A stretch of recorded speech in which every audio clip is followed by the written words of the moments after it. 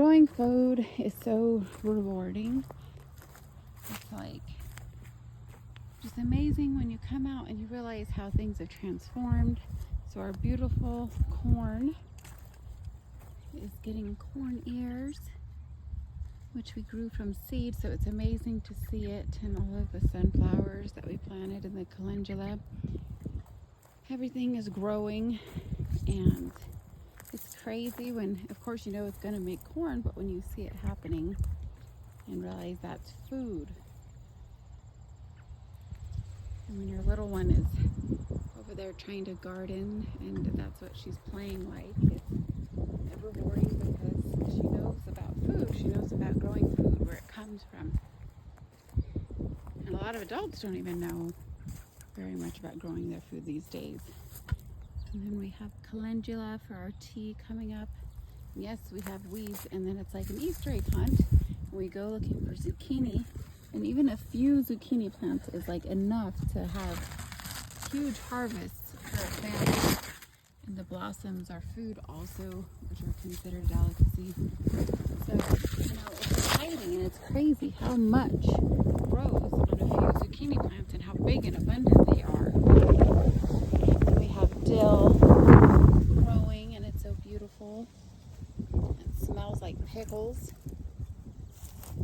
Nowadays, if you actually read a lot of the regular or generic pickle jars, once you start learning about growing food, you realize that they have pickle flavoring or natural pickle flavor, or what else was it? Firming agents, things like that. They don't actually have dill in them, and dill smells just like pickles, and that's what gives pickles its smell of a pickle in the cucumber. So, you know, and then when you realize, okay, you could just grow dill, and instead of a firming agent, they would use in the past a grape leaf or two, and it keeps everything firm.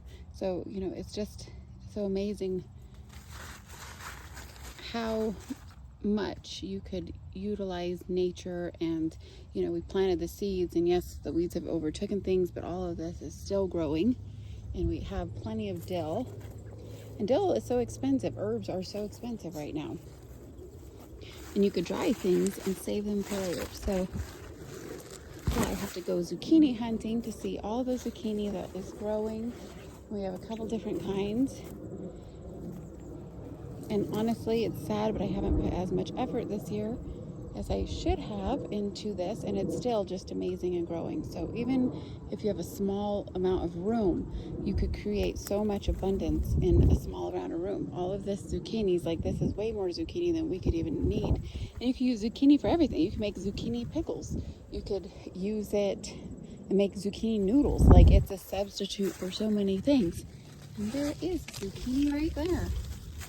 There's a big guy, and like they grow like crazy. I came out and picked them just a couple days ago, and these guys were too small, and now they're perfect size. And I had a ton of big ones, and if you're not careful, they'll turn into Gigantosaurus rexes, like this guy. Oh my god, look at that guy. And that seriously was almost a normal, less than a normal size one. You gotta be careful when you cut them. I should have used a scissors or a knife, but that's huge. And a few days ago he was pretty small, so it's so amazing. Let's go check our beans and tomatoes, which we also have growing, and I also have a weedy garden, but that's okay, better than not. And all of those flowers that are on this tomato plant are going to turn into tomatoes.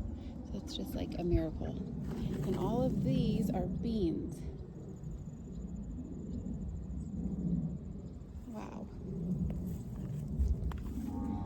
Waiting to see some of these. These are different kinds of zucchinis. Like, they look like little flying saucers. This breed, whatever it is, maybe I'll post what it is so abundant, and it grows so fast, and it's really smooth. Like, it's such a pretty squash. I thought the last time I was here, I saw the first one of this kind. This guy came out later, so he wasn't as quick as the other one. Oh, we have a first one. What is he doing? Oh, how cute.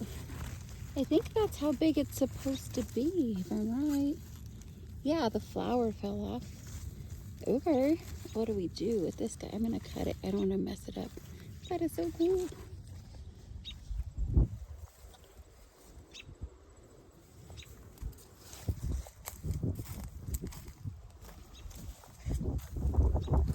The calendula, which right now, if you look up how much calendula costs, it could be used for tea and ointments and so many different things. And then you get all of these seeds once the petals are gone for next year to grow more plants instead of having to buy them. So it's amazing. Look at all of that beautiful corn.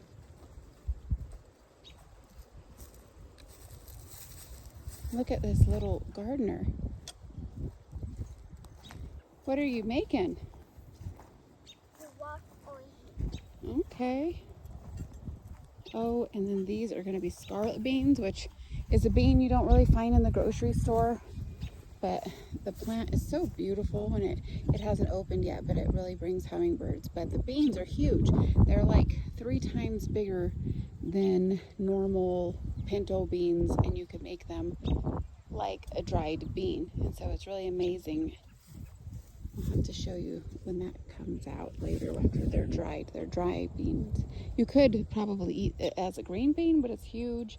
And I would rather just have a green bean, but these scarlet beans are going to be so cool when they're ready to be harvested. And they're so beautiful while they're growing. They're not even open yet.